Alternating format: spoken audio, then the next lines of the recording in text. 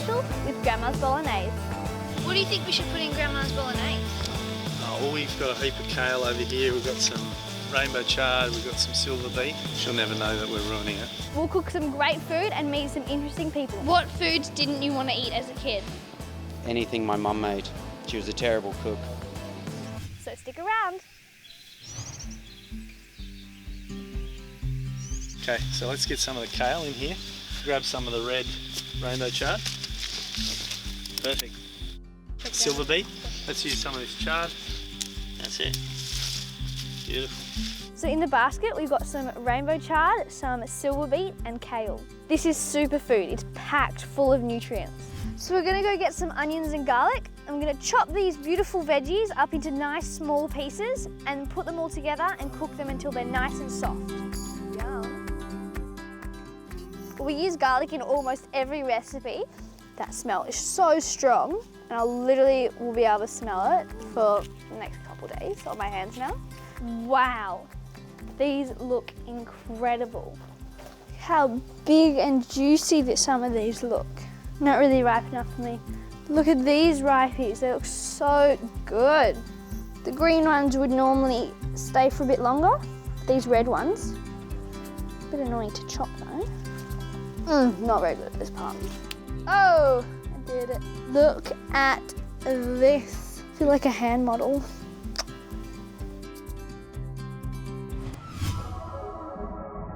Hey guys, I had these beautiful empanadas the other day and had a great idea to use my grandma's awesome bolognese to make my own version.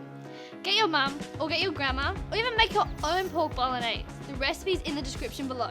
So you might think it's cheating, but it's just so easy. This is puff pastry from the supermarket, which you can cut a 20 centimetre or medium plate-sized circle. That's the hardest part. Now for the assembly.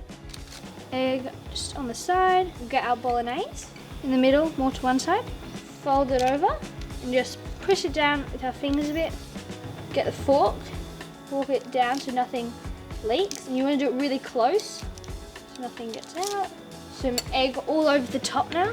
Seal it all in. So that when it goes in the oven, it'll go a nice golden brown. And into the oven it goes.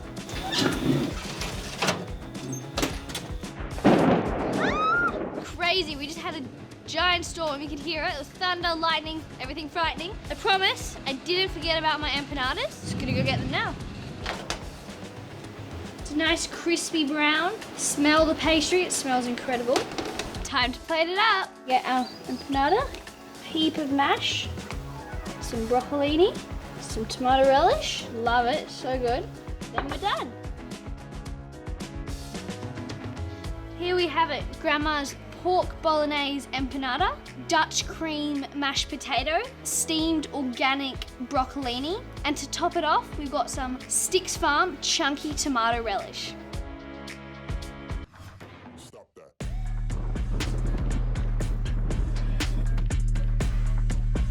There's lots of hail here. You can make ice cream, we can make like a shaved ice cone thing. We can make a little mini swimming pool when they melt.